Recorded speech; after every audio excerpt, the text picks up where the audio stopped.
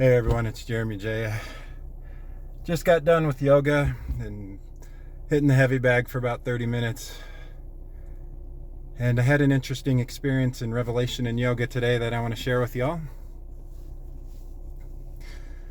While I was in yoga, I was feeling very drained, and about 40 minutes in, we were doing what's called hero's pose, where you stand on your knees.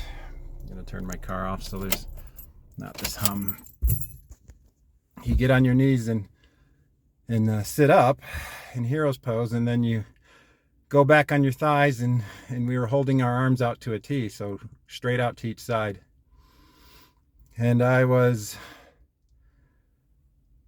not having a good time of it. I was kept falling forward and out of it. But then I got this rush, this surge in me, and I rose up and I held the pose, and I just started crying in front of a class full of all these women and a few guys and this teacher. And I just started bawling, just like profusely. And then other people started crying, almost like they had permission to feel what they were going through. And I just cried for about 3 minutes while I held the pose strong. Something that I thought I was completely done with class, but this pain I'm feeling and this difficulty, this sadness, I just let it flow through me like fuel. And I held the pose for 3 minutes, something I didn't think I had another second left in me to do. The pain fueled me, and I had a revelation. Cord, the energy, whatever you want to call it, has been cut from the other side. An energetic divorce, a cord cutting, whatever you want to call it, was performed on the other side. And I think that's what happened, and why I got sick for 2 weeks, and why I felt the intense soul shock. And I've been having all these god-awful feelings. It's like I have a bleeding out soul cord here. It's just bleeding out now. It's like someone took a knife and went whoosh. And not me. Someone on the other side of the connection did. But I still have the cord. I'm left with a dangling cord. The rug has been pulled out from under me. And it's a pain unlike anything I've ever felt. I can only imagine what it would be like to have your arm cut off or your leg cut off. Translate that same feeling to your soul and your spirit. And that's what I have been feeling, and that's what came up in the class today. And the teacher hugged me and held space for me and said, "You are seen and witnessed, and space is held for you." And she said it was extremely powerful, that authenticity and vulnerability was true strength. It doesn't feel like it. I feel like a wuss, y'all. Like this crybaby wuss. I feel like just a pansy of a man. And that any person on the outside in looking at me is probably like, "Geez, Jer, like, get on with it, man." How do you get on with it when the love of your life just married someone else? How the fuck do you get on with it? I'm trying to figure that out, y'all. Someone I knew deserved better than me, and then I knew would find someone that would treat her in the way she needed for a husband and father. And so I had to stab myself. And it took everything I had not to reach out to her. I just literally had to soul kill myself day after day not to reach out. Just the hardest thing I've ever done. And I'm sorry I keep talking about this. I'm trying to figure out how to move on. I'm going to do an energy session tomorrow morning to try and figure out how to stand in strength through this, because I keep going back to this just intense pain and grieving. I can't seem to get past it. So how do you heal a cut cord in an energetic divorce? I've never faced anything like this. Not even 8 years ago was it this hard. I think it's the feeling of this permanent cut of the cord. And there's nothing I can do about it except bleed out. It's like I'm just laying on the floor bleeding out. This sole limb I grew has been cut off from the other side. It hurts like hell. So I'll tell you what I think I need to do. And the number one thing is time. I've got like a cut here on my wrist. I don't know if you can see it. Let's see. It's like right here. And that cut will heal probably in another 3 or 4 days. Time will heal that. I don't know the mystery of how she on the other side healed so quickly. I don't know if it's possible to do that. But she found a way. But it appears my way is the long way and the inward way and the being alone way. And working through everything inwardly before I can even think about truly dating someone else.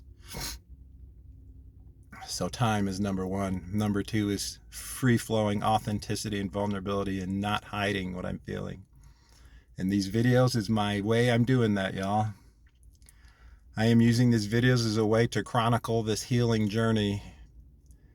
And I don't know how long they're going to last. 6 weeks, 6 months, 6 years. But I vow to feel daily until every last ounce of wounding is healed and flows through me. I do have a core wound of abandonment, and even though I was the one that abandoned, let me be very clear, I was the one that was the abandoner here. I still feel incredibly abandoned, and I know that that's kind of backwards. And but I'm just being honest with how I'm feeling. I had every chance to make this situation not happen.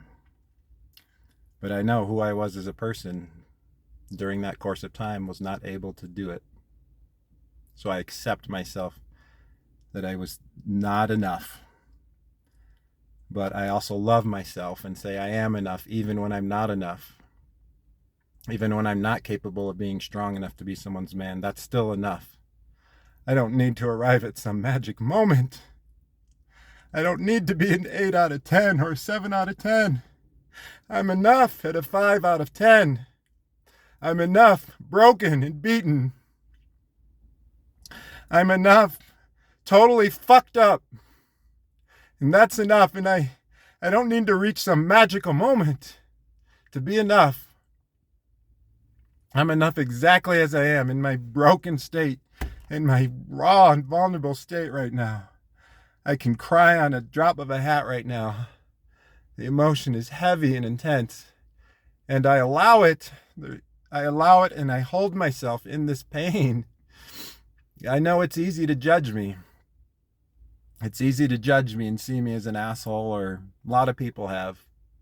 And I hold no ill will to those people. I block that energy. Let me be clear, I will block that energy, but I hold no ill will toward it. You are loved unconditionally, and I draw my boundaries at the same time. But it doesn't matter. I have haters now because of this situation. There's nothing I can do about it. I don't have anyone I hate. I have no enemies, so if people hate me, so be it. I can't stop that. I can't control other people. So I will continue to allow myself to feel.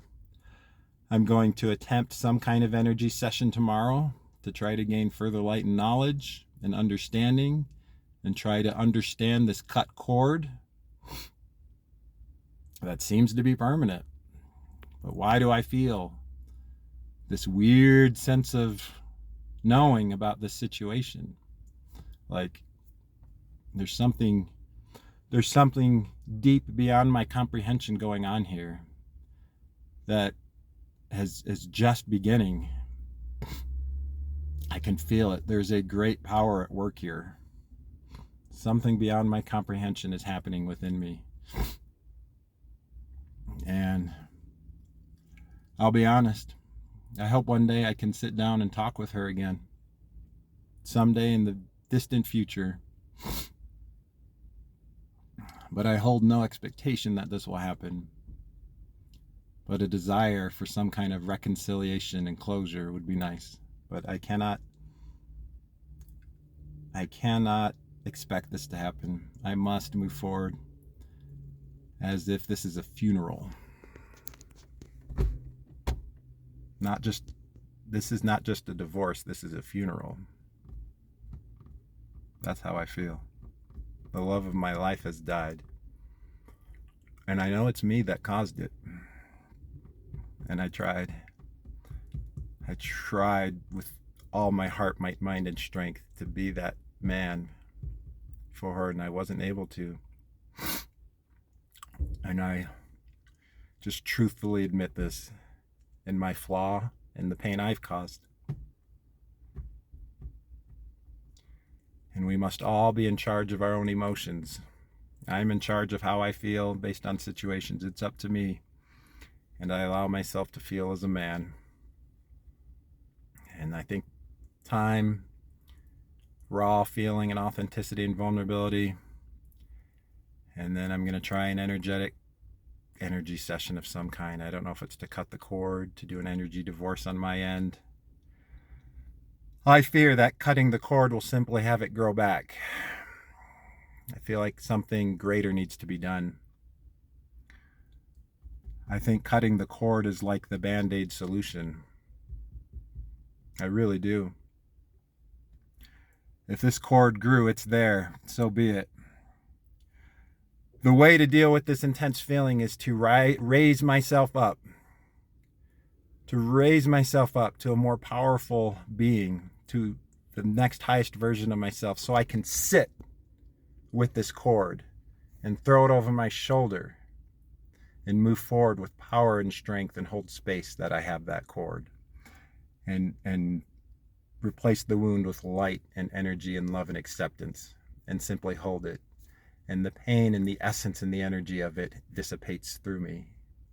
And I now have space for the next person on my path of personal growth and discovery. But they will know about this situation, whoever that is. I will make it very clear to them that this situation happened and how I handled it, and the cord I carry over my shoulder. And one day, maybe that cord dissolves away. Maybe in 20 or 30 years, that cord regrows in some mysterious way. I don't know the future. Do y'all know the future? I don't. I can just take it one day at a time and feel. Y'all are loved. Olive Grace, a song, I think that's your name. I haven't heard from you for a while, but it was so good to hear from you. Deborah Dinglemouse and Deborah Lord, thank you.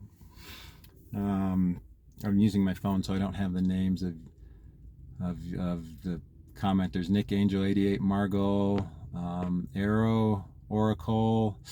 I forget your name, Arrow Oracle. You've gone through something similar to me, and you spent 2 years in tears. I feel you. I'm going through it right now. Can you just simply cut a cord and be totally free? It feels like a Band-Aid solution.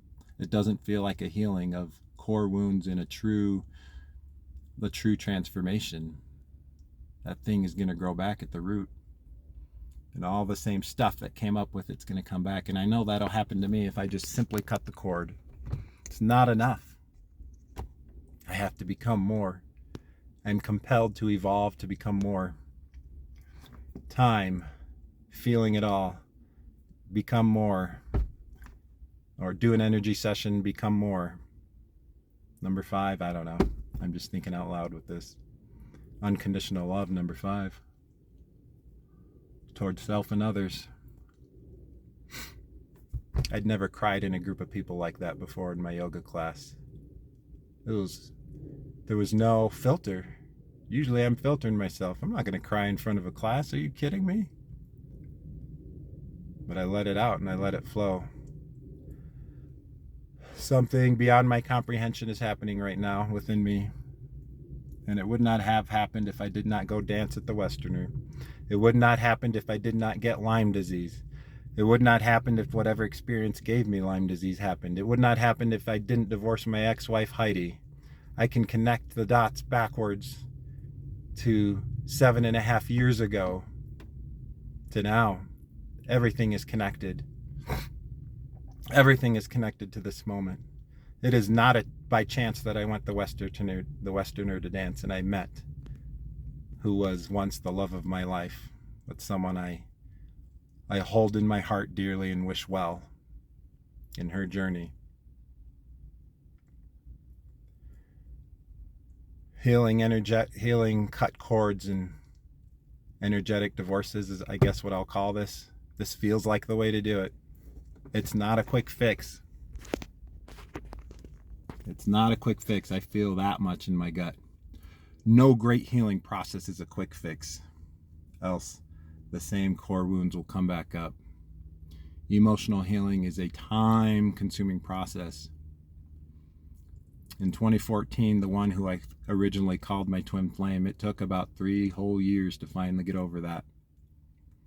And it took about the first, 9 months to truly start finding some peace. I had a moment of peace yesterday. I'm grateful for that. Little brief moments, 20 minutes here and there, and then back to grieving. I will remain true and authentic and vulnerable on this channel. This is my life, my video vlog, and I won't sugarcoat it. I won't lie. I will not lie. I will share things exactly as I see them. You all are loved. Michael Nelson as well. You are loved and appreciated. Many others who have commented, thank you so much for sharing. Thank you for helping buoy me up in this journey. You are seeing a raw, very imperfect. I'm very imperfect. I make tons of mistakes. I made tons of mistakes in my last relationship. I'm a flawed, kind of fucked up man, but I'm trying. I'm trying to do better. I'm trying to improve, and I'm not dating. I am trying to talk to people and try to socialize and get myself out there, but let me be very clear, I'm not online dating. I tried twice and quickly deleted the apps. I have no taste for it. And my soul is tied up right now, and until that soul being tied up unwinds and I'm released, I can't find someone again. So that's just my story at this point in time, y'all. Y'all are appreciated. Namaste. I'll see you in the next video.